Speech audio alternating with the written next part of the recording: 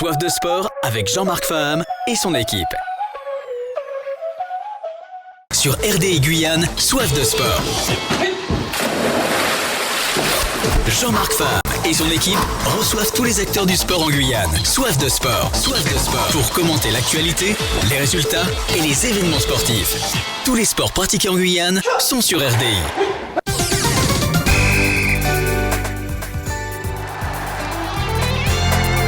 Bonsoir à tous et à toutes, bienvenue dans l'émission Soif de sport. On se retrouve ce soir au sommaire de cette émission du football, donc le 7e tour de cette Coupe de France régionale. Donc les deux équipes de Matoury qualifiées aux dépens de l'US Sinamari et de l'AS Aguado.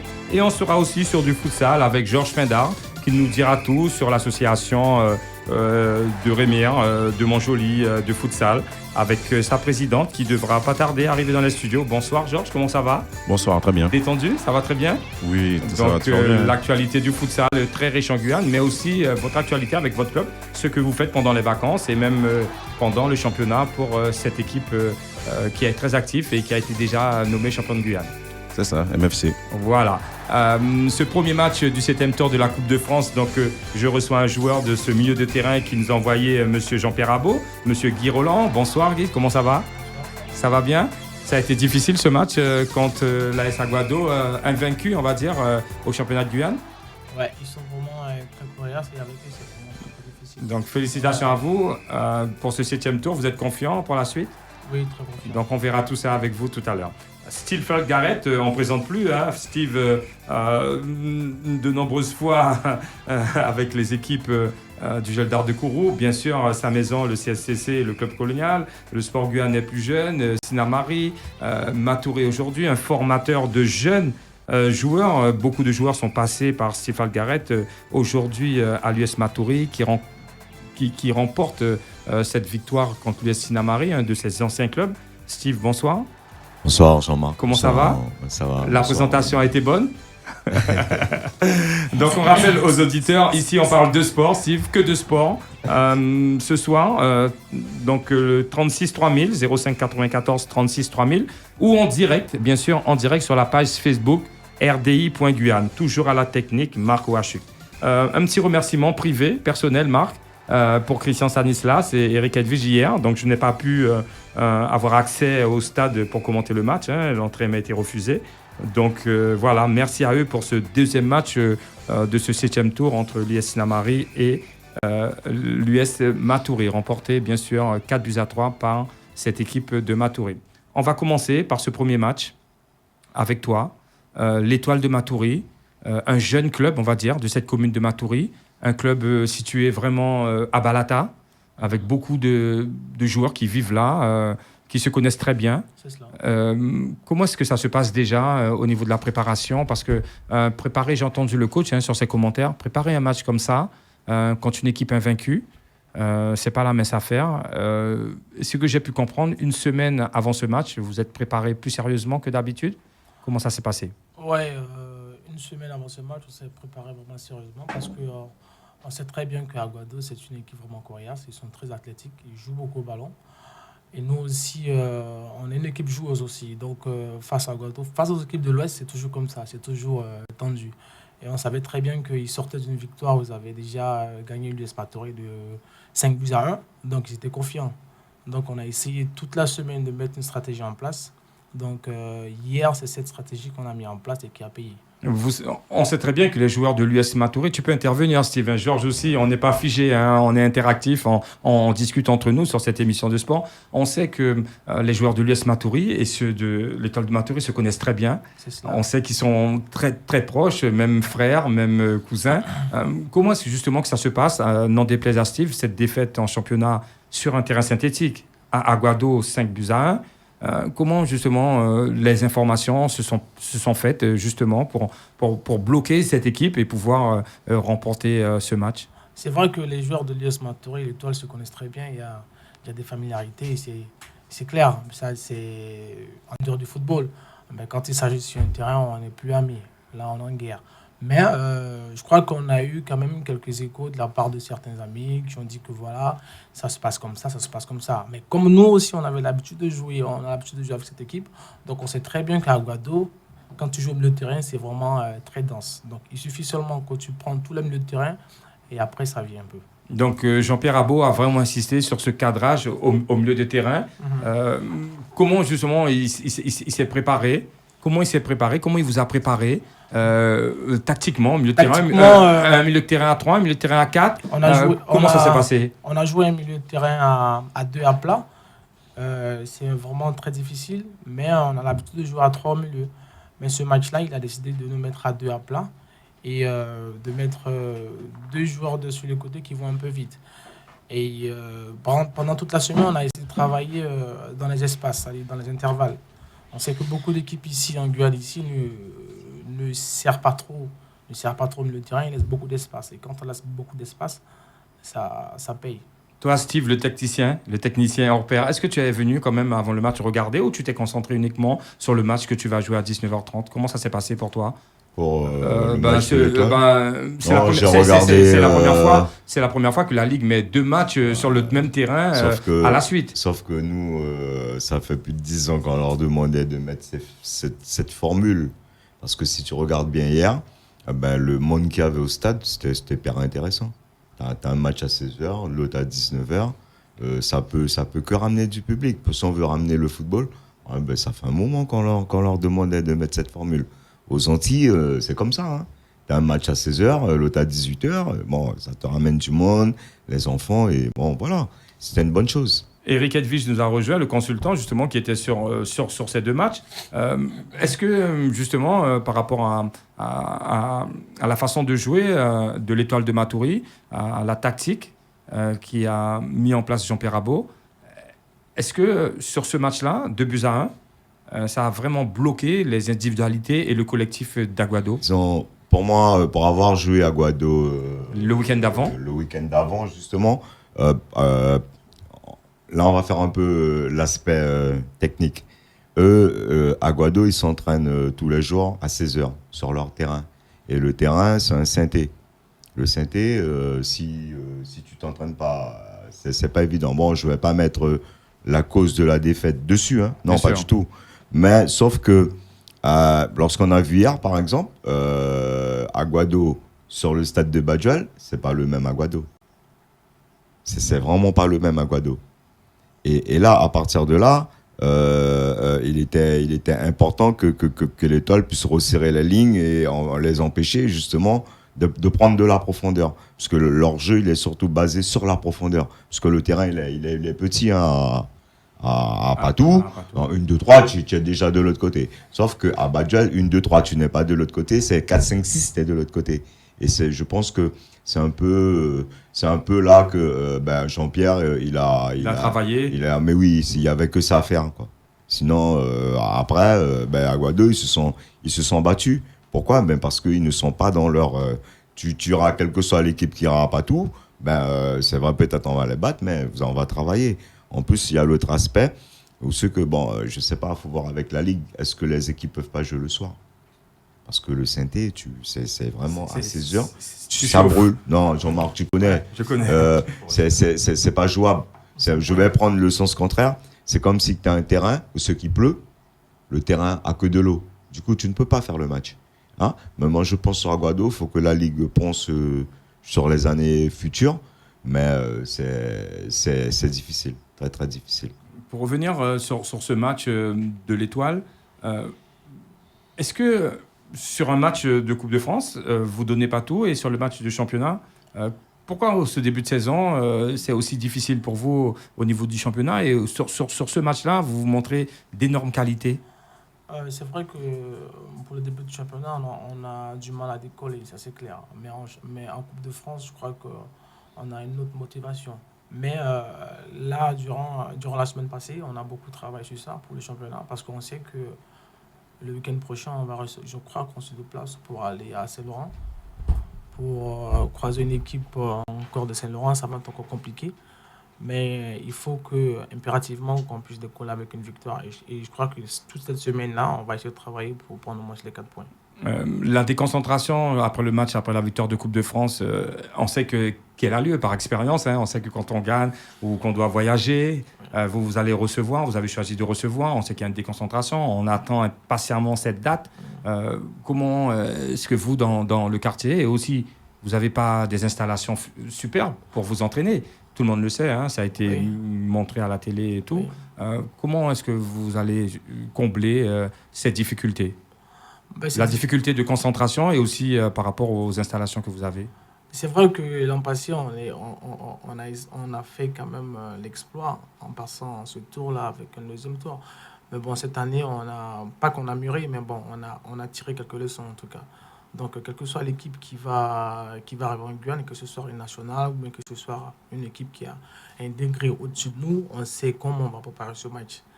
Maintenant, pour les infrastructures, c'est vrai qu'au quartier de Balata S, c'est un peu compliqué pour nous s'entraîner là-bas. On côtoie le terrain de la municipalité avec monsieur Fagaret. Mais on se plaît pas. Et on est vraiment ravis que deux équipes de Matoury soient qualifiées. Parce que bon, en fait, quand ce qui est intéressant, puisque moi je suis dedans, c'est vrai que pour discuter depuis l'an dernier avec Jean-Pierre, ça nous embêtait quand même de voir qu'une équipe comme ça ne peut s'entraîner qu'une seule fois. Du coup, sachant que cette année-là, la Renaissance et Sainte-Rose de Lima ne se sont pas affiliés en championnat. Du coup, on s'est mis d'accord avec M. Wingard, ce que Plétoile a 2 créneaux sur Sainte-Rose et la JBA aussi a 2 créneaux sur Sainte-Rose. Comme ça, nous, l'US, on ne prend pas. Comme ça leur permet, nous, on fait avec le créneau qu'on a, puisque bon, ça nous satisfait pour travailler. Mais bon, l'essentiel, c'est que eux, je comprends Balata Ouest, ces trucs, c'est pas évident pour des équipes qui sont en DH et même en R2 de s'entraîner. Les terrains sont pas réglementaires, c'est pas, on connaît, courses ne sont pas les mêmes, on va pas revenir dessus. Et c'était intéressant que pour qu'ils puissent passer aussi leur niveau, c'est-à-dire même les séances d'entraînement. Pour terminer justement sur l'étoile de Matoury, fort de l'expérience d'il y a 2 ans, gagner Edmar Lama avec un gardien qui arrête des pénaltys pendant le match, partir jouer contre un club beaucoup moins élevé que vous au niveau de division, mais dans le froid, arriver à Paris pour la première fois, jouer en hiver. Cette expérience-là, aujourd'hui, la maturité chez vous, comment est-ce que vous allez gérer? Oui, on a vraiment tiré des leçons parce que ce match-là, quand je révisionne, on a vraiment pêché par des trucs tactiques, c'est des petits défauts. Cette équipe était prenable. Très prenable. Enfin, c'est toujours ce qu'on se dit en Guyane, on a l'habitude. Non, sérieux, c'est vrai, cette équipe était prenable. Dans le niveau de jeu, c'était prenable. Ce jour-là, c'est vrai qu'avec le froid et tout ça, beaucoup d'entre nous n'étaient pas adaptés par rapport à ça. C'était encore plus difficile avec Avranches. Avant, c'était plus difficile. Bien sûr, Avranches, c'était plus difficile. Ils étaient vraiment au-dessus de la moyenne. Voilà. Mais on avait seulement une seule consigne avec Abo, c'était resserrer toutes les lignes. Et on a resserré toutes les lignes jusqu'à la fin.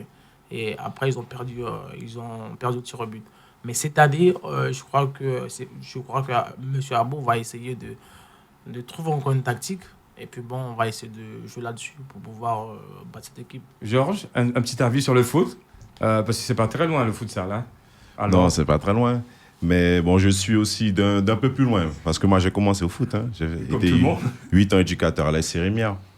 Mais c'est vrai qu'il faut... Moi, j'entends ce que le joueur de l'Étoile dit. Guy Roland. Ouais. J'entends aussi ça souvent, mais il faut qu'on arrive. Et je sais que c'est pas évident. Et au niveau des joueurs, peut-être plus, et au niveau des éducateurs aussi, faut passer les tours. Faut passer à chaque fois le premier tour. Parce que sinon, on reste sur des regrets, quoi. On reste sur des regrets. C'est comme quand on va au Suriname, et puis on va pas le Suriname au futsal. Voilà. Il faut franchir ce cap-là. Et c'est à tous les entraînements. Il faut qu'on soit sérieux, il faut qu'on soit impliqué, soit investi. Il faut accepter la concurrence pour que chacun puisse donner son maximum, pour que le jour du match, les petites erreurs qu'on aurait fait en championnat, on les fait pas en match de coupe. Je me tourne vers toi, Steve. Vraiment, ça fait des années, plus de 25 ans, 30 ans que tu entraînes depuis l'école de foot.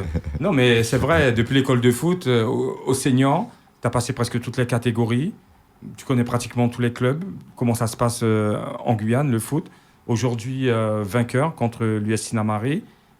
C'est même pas une revanche pour toi sur le football, puisque tu as déjà connu ce niveau de compétition.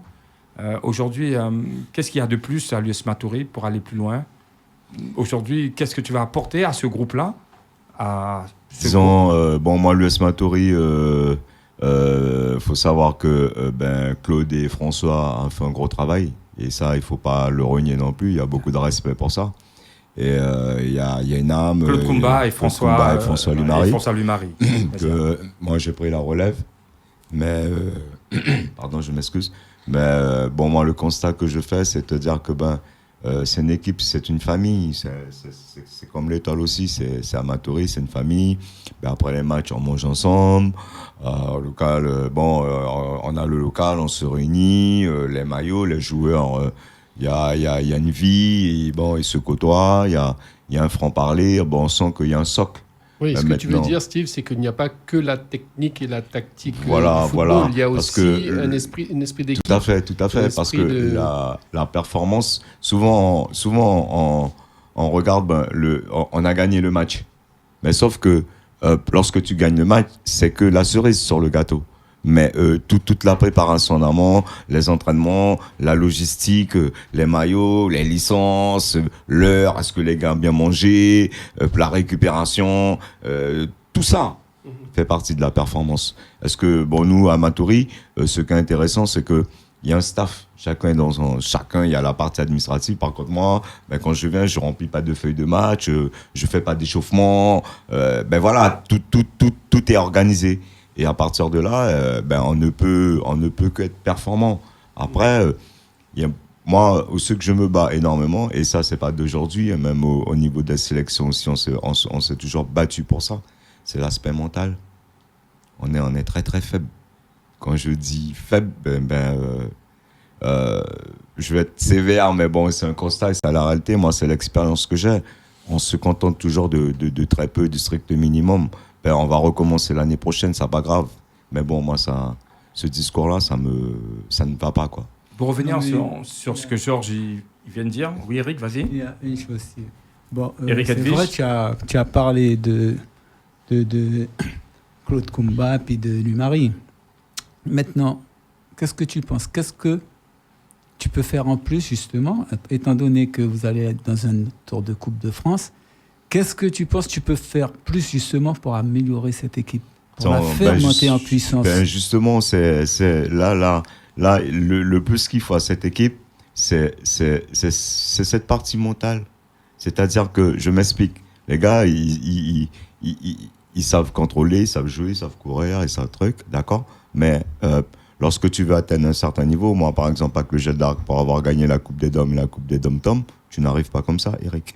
Non, tu vois, c'est sûr. Ce que je veux dire, c'est-à-dire il y a tout l'aspect du collectif, toute l'intelligence de jeu, toute la cohésion, de savoir la concentration sur les temps forts, les temps faibles, les petits détails. Souvent, on regarde, lorsqu'il y a les matchs, on joue encore, les 10 premières minutes, on prend un but parce qu'on n'est pas attentif. Et c'est tous ces petits détails-là que moi, je travaille avec les joueurs de l'US.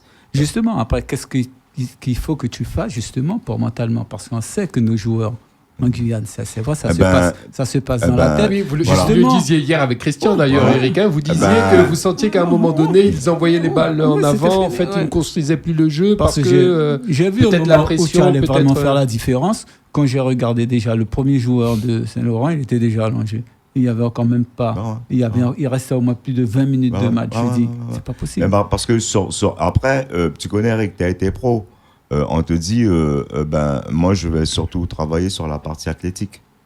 Et la partie athlétique, pourquoi? Parce que la partie athlétique va te permettre de compenser pas mal d'erreurs de cohésion, de technique. Et c'est un peu ça la base. Hier, je savais que j'étais à Sinamari, j'ai fait 5 ans. Je sais que les jeunes, je les ai eu à 17 ans, ils vont faire le match de leur vie. Je m'y attendais. C'est clair, vous avez vu l'intensité. Ils avaient des crampes, c'est pas grave, mais je me donne à fond parce qu'il faut battre. C'est clair, le petit marque ses 2 buts. Lorsqu'il marque son 2e but, il vient se coucher près de moi, en face. Il se couche comme ça. Bon, je le comprends. Mais sauf que moi, mon plan de jeu, il était déjà prêt. Je savais que dans les 20 dernières minutes, il fallait que je change tel et tel joueur. Parce que tel et tel joueur, ils connaissaient leur travail qu'on avait à faire. Et ce qui est fait, c'est ce qui est fait. J'ai retiré les deux, j'ai fait les deux autres entrées. J'ai mis de la puissance au départ, d'aspect athlétique. Après, avec les deux autres, j'ai mis des techniciens. Sachant que ils étaient déjà épuisés. Ce qui m'était intéressé, c'était qu'on puisse garder le jeu, garder le ballon au pied, garder le ballon et de le faire jouer. Et bon, en fin de compte, c'est ce qui a été fait. Pour revenir sur le côté mental, même pour l'Étoile, ici, en Guyane, je dirais bien, Eric, on a tout l'aspect hostile pour réunir les joueurs. On sait qu'un joueur, dans un milieu hostile, va se rapprocher pour se sécuriser. Toi, coach, peut-être Jean-Pierre Rabot, pourquoi est-ce que c'est toujours dans les mêmes lieux d'entraînement, toujours au même endroit, qu'on travaille les difficultés? Pourquoi il n'y a pas des déplacements à côté? On a la mer pas très loin. On sait que sur l'océan, il faut se rassembler quand on est sur un bateau. On sait que dans la montagne ou dans une forêt, on sait qu'on va plus se rapprocher parce que si on dort là une nuit, on va pas laisser le plus faible derrière. Pourquoi est-ce que justement, comme ça se passe en Afrique ou dans d'autres pays où j'ai vécu des préparations, parce que nous, on fait jamais les préparations au même endroit. Je t'explique. Par exemple, on est monté à Patou. Moi, j'ai fait toutes les communes de la Guyane. Je connais comment que ça se passe. Non, justement, c'est pour ça que je voudrais que tu éclaires un peu les auditeurs. Je rappelle qu'on peut poser vos questions au 36 3000. On est sur RDI dans Soif de Sport et sur la page Facebook rdi.guyane. Je connais donc 36 toutes les 3000 communes de la Guyane. Et pour jouer, lorsqu'on était joué à Guado, bon, moi avec Kensi, on a à Guado, moi je montais, on a structuré avec David. Bon, on va pas David revenir Thérèse, dessus. oui, voilà. Un peu à la base de ça. Pour moi, j'ai voulu monter dormir avec les gars à Apatou. Je me suis arrangé, on a trouvé, histoire qu'ils puissent changer, de voir autre chose. D'accord? Qu'on puisse voir autre chose. Oui, enfin, je voulais donner mon expérience au futsal, mais qu'on a déjà vu dans des grands clubs, parce que je me rappelle que le PSG avait fait appel à Yannick Noah la veille de la Coupe d'Europe. La Coupe des Coupes, oui. Voilà. Nous, il y a 2 ans, l'année où on était champion, j'ai fait appel à Yannick Noah qui fait du Jokan. Voilà. Et il a pris en charge l'équipe. Exactement. Sur la petite colline de Montabo et ensuite sur la plage. Oui. Donc c'est une façon de les enlever du futsal pour travailler surtout la résistance à l'effort et le mental. Bon, cette fois-ci, ça a porté les fruits. Je ne dis pas que c'est la panacée, mais donc il y a des initiatives quand même qui existent. Mais, mais c'est très bien. C'est pour ça que je sais que Steve connaît un peu tout le territoire. Et je voulais justement, parce que pour nous médias ou supporters du football guyanais, on aimerait que vous passiez 2 tours. Parce que depuis, maintenant, on a 2 équipes de maturés aujourd'hui. Depuis le Geldar de Kourou, même le club colonial, le CSCC, c'est un tour et à chaque fois en bloc, un tour et à chaque fois en bloc. C'est je crois que cette année, on va faire tout notre possible pour pouvoir aller encore plus loin. Parce que après, ça dépend du tirage au sort, bien sûr, comme d'habitude. Voilà, vous pouvez tomber sur une équipe favorable ou une équipe dure, mais après, c'est le football. Hein. C'est exactement. Moi, exactement, je me situe au même niveau que lorsque tu es en sélection. Le niveau de ta préparation en sélection, moi, au niveau du Los Matouré, je suis en train de travailler ça. Il faut qu'on soit au même niveau de concentration, au même niveau d'optimisation mentale. C'est-à-dire que lorsque je pars du principe, si tu n'apprends pas à te connaître toi et à connaître les limites de tes capacités, si tu n'as jamais essayé de toucher les limites extrêmes de tes capacités, tu ne seras jamais performant. Mais ça, c'est une chose à répéter tout le temps. Tout le temps. Et voilà. Et c'est pour ça que, hier soir, je sais que le travail que j'ai mis en place, moi, je viens d'arriver, ça fait que 3 mois que je suis là. Faut pas non plus, j'arrive comme ça. Bien sûr, tout casser. Voilà. Comme si non, c'est pour ça que j'allais te poser la question après, j'allais venir. C'est pour ça que j'ai dit qu'il y a un travail qui a été fait avec François et Claude. Il y a un gros socle. Faut pas être bête de toucher à ce socle. Oui, bien sûr. Au contraire, moi, ce que je vais faire, je vais optimiser ce socle. C'est-à-dire que le rendre plus performant. Tu vois, et c'est surtout ça. Non, il ne faut pas bouger. Il y a de grosses bases qui ont été mises en place, qui sont solides, qui sont positives. Maintenant, pour qu'on puisse justement passer au palier supérieur, il faut qu'on change dans ses habitudes, le petit train-train quotidien qu'il y avait, et qu'on passe à autre chose. La méthode de travail. On sait que pour mettre tout ça en place, il faut qu'il y ait un socle de joueurs d'anciens qui te suivent. Bien sûr. Comment est-ce que, justement, pour que ces joueurs te suivent, on va rentrer un peu.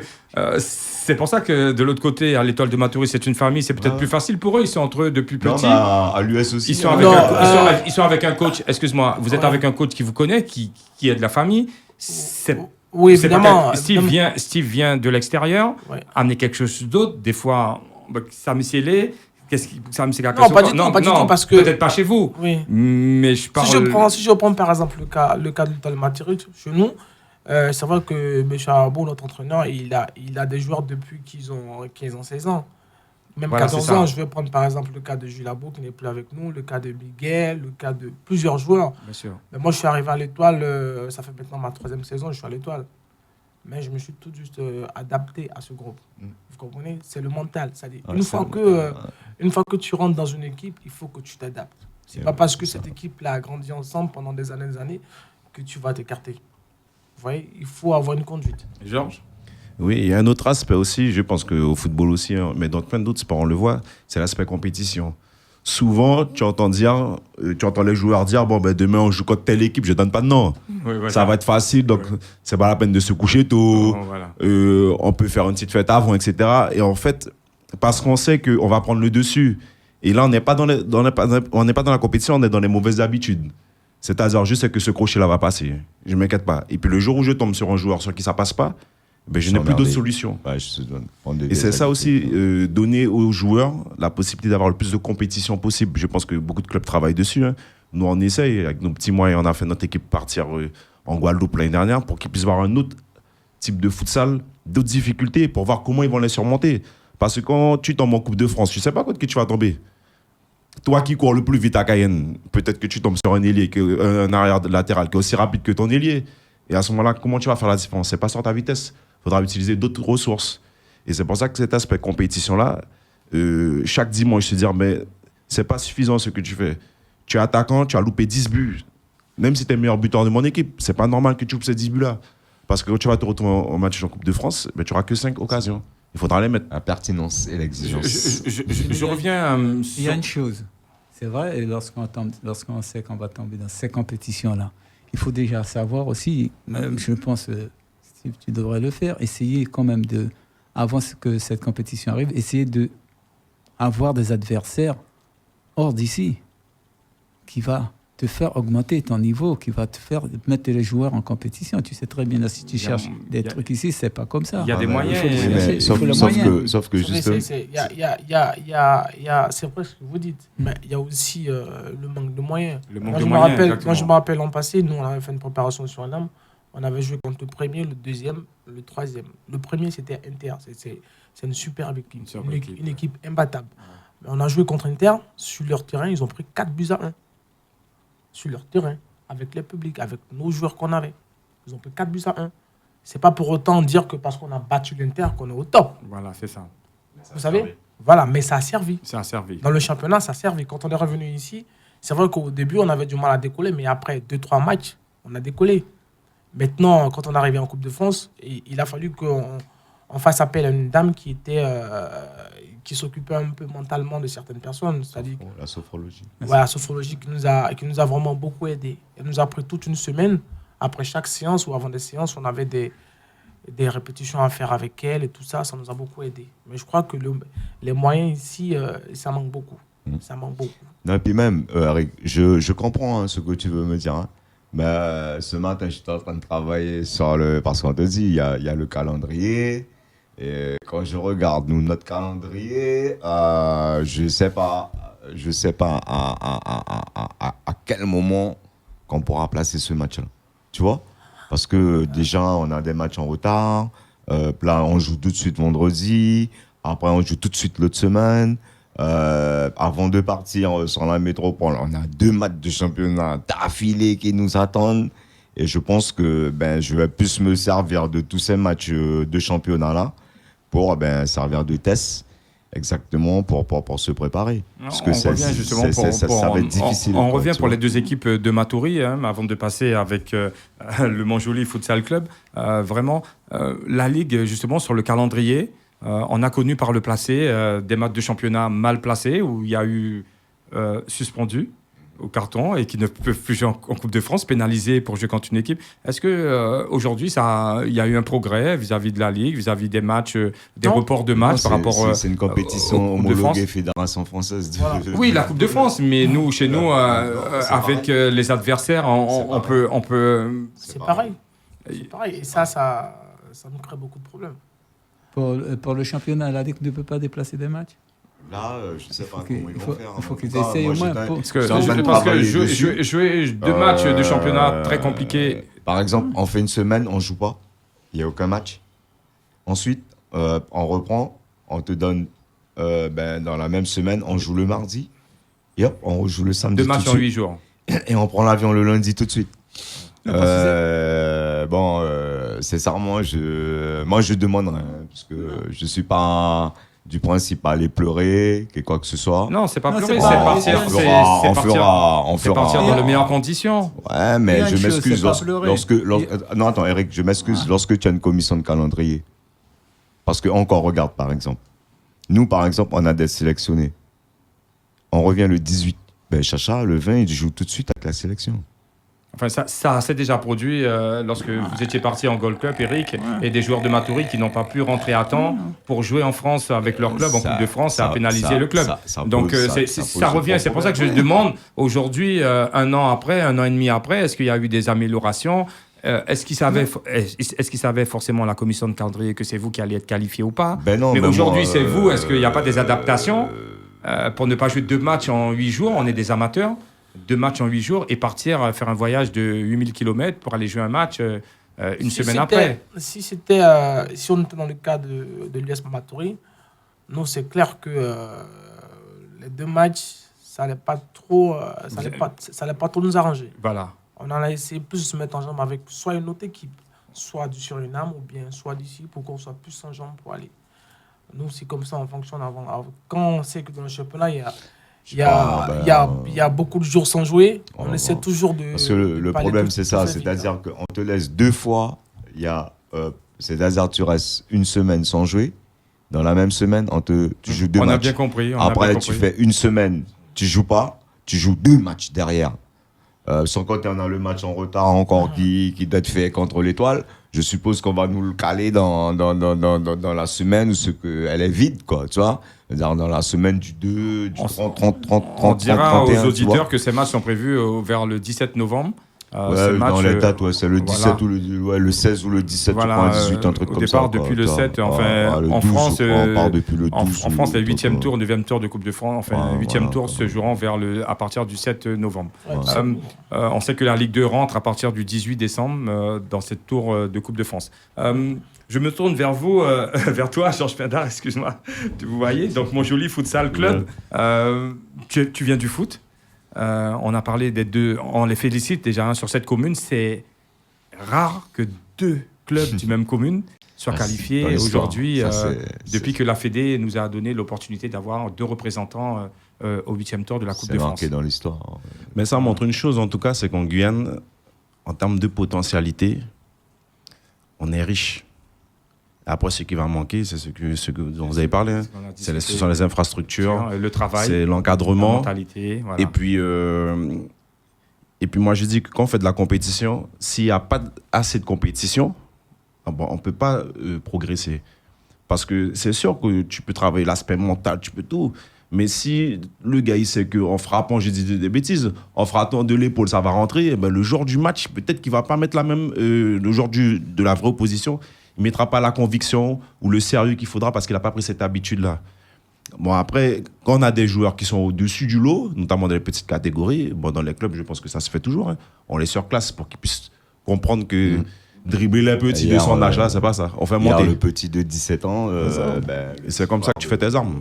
Dylan, Daryl, il a 17 ans, le gamin, il fait une finale de Coupe de France. J'ai 17 ans. Le jeune aussi de sélection de Guyane qui joue à l'Étoile, votre capitaine? Oui. Ouais, c'est son petit frère. Il est très jeune? Non, il a son petit frère. C'est son petit frère qui a joué avec nous. Son petit frère joue avec vous et le grand à l'Étoile. Voilà. Donc, il y a de la qualité, Georges, au football. On a de la qualité en Guyane. Je veux juste conclure sur l'aspect. Moi, je tire mon chapeau à tous ceux qui font du sport, que ça futsal, que les footballeurs. Je leur tire mon chapeau et beaucoup de respect. Pourquoi ? Parce que à la fin de saison, quand tu es champion, tu n'as rien. D'accord ? Parce que après, et ça fait plus de 20 ans, 30 ans qu'on se bat pour ça. Après, on critique nos jeunes. Ouais, ils sont toujours dans les coins. Ah, ils sont sur ça. Moi, je dis pas leur attitude, elle est bonne. Mais nous, qu'est-ce qu'on propose de positif pour qu'on puisse amener ces jeunes-là à ça ? Il n'y a rien. Au volley, il y a. Au basket, il y a. Au handball, il y a. Le seul sport, vraiment, tu peux dire que chaque équipe touche et tout, c'est le cyclisme. Tu vois ? C'est le Tour de Guyane. Là, il n'y a aucun problème dessus. Je suis content pour ceux qui font du vélo. C'est vrai que le vélo, il est cher et tout. Mais c'est au seul moment qui touche. Dans le reste des courses, pas des grosses primes. Non, mais je suis tout à fait d'accord avec toi. Mais ça veut dire que lorsque tu accompagnes un Tour de Guyane, d'accord ? Il faut qu'on soit capable aussi d'accompagner le championnat de futsal, le championnat de volleyball. Voilà. Et c'est ça. On fera une émission de sport avec uniquement des politiques, mais de sport. Pour avoir des réponses financières, je veux pécuniaires, pas on va dire. Dans cet aspect-là. Justement. Mais nous non plus, on ne fait pas de politique. La motivation, je suis sûr que... Il y a la politique du sport, donc c'est avec des politiques. La motivation, s'il y avait une cagnotte, si tu avais une cagnotte, oui, Jean-Marc. Tu vois, une cagnotte, tu verras que la motivation des équipes n'aura pas été la même. Pour avoir les mêmes contacts. Il y a une chose qui m'a toujours été, depuis que je suis rentré de Métropole, quand je suis rentré ici, la première chose qui m'a vraiment étonné, c'est de voir, première chose, les éducateurs en gagnaient rien, les joueurs en gagnaient rien, et c'est ça que ça m'a tout le temps étonné. J'ai dit, c'est inadmissible, ce n'est pas possible. Hyper critiqué. Ah oui, ça c'est sûr, en toute façon. Tu as les mêmes expériences que moi à l'Excelsior de La Réunion. On a les mêmes contacts. Pour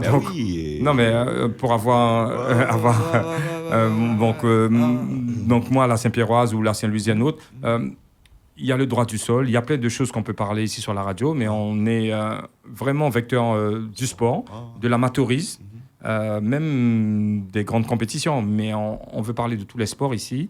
Et le jour où on décidera avec Marc de parler d'argent avec les politiques, donc on s'organisera comme il faudra pour pouvoir les recevoir et trouver des solutions. Moi, en tant qu'entraîneur, en tant qu'éducateur, Georges est là, Eric est là aussi, ils sont jeunes. Mais nous, on a des jeunes tous les jours. Non, mais bien sûr. Est-ce que tu comprends ? Moi, je retire ma carte bleue. Non, mais comme tout le monde, mais on l'a fait tous. Mais mon frère, à un certain moment, c'est fait. Il faut n'arrêter, Jean-Marc. Oui. Non, mais surtout que ceux qui rapportent le plus d'argent dans le monde, c'est le football. C'est le sport. Et plus particulièrement le football. C'est-à-dire qu'il y a aussi peut-être... Le football, c'est clair.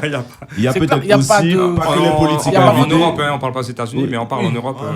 Peut-être qu'il n'y a pas que les politiques à inviter. Peut-être que 2-3 chefs d'entreprise aussi. Non, mais j'allais venir sur le droit du sol des entreprises qui sont en Guyane, qui se développent. En tout cas, l'aspect économique au niveau... Moi, je parle motivation. Puisque quand tu regardes 70% d'un budget plan une association, c'est son transport. D'accord ? Non, on va pas rentrer trop dans les détails. Mais c'est juste pour faire comprendre que, si on peut nous aider, aidez-nous, quoi. Et ça, quand tu regardes, par exemple, sur Matoury, que ça soit l'Étoile, que ça soit la JBA, que ça soit nous, l'US Matoury, on tourne à peu près 700-750 licenciés. Ouais. Tu vois ? Georges Pindar. Oui. En 5 minutes, l'actualité de mon joli futsal club.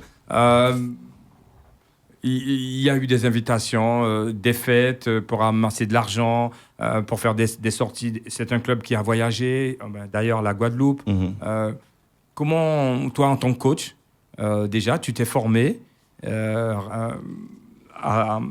au futsal, puisque c'est une autre manière de jeu, c'est d'autres règles, c'est d'autres techniques, tactiques mises en place. Est-ce que tu peux nous expliquer un peu comment ça se passe ?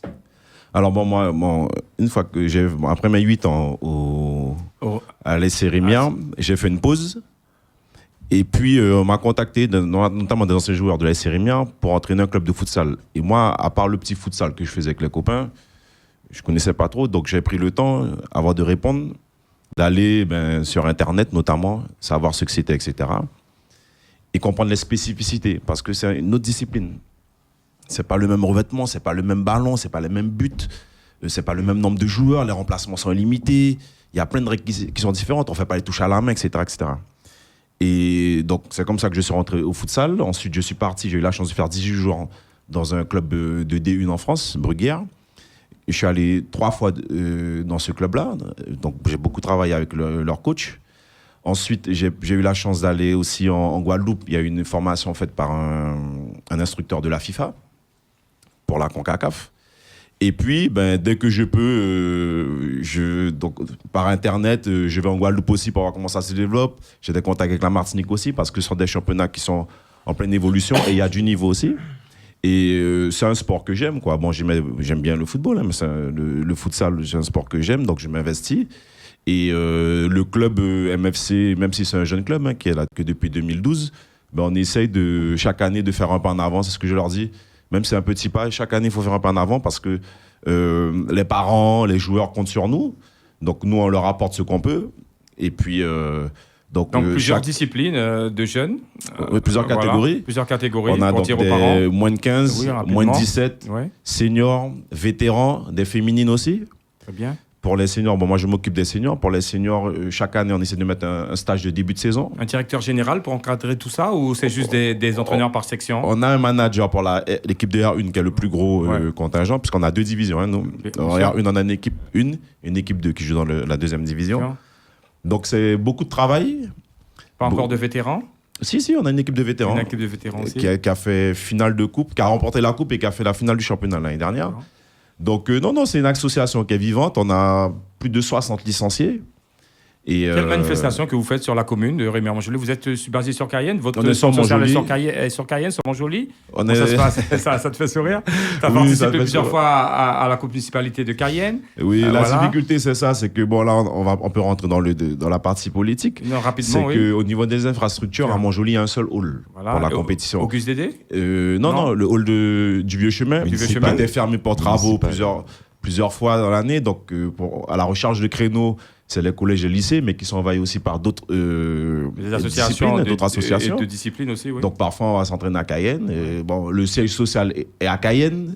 C'est une équipe de Montjoly. Bien sûr. Donc c'est vrai que on s'adapte, quoi. On s'adapte. Mais on essaye moi, pour ma part, j'essaye de donner un maximum de contenu à ce que je fais.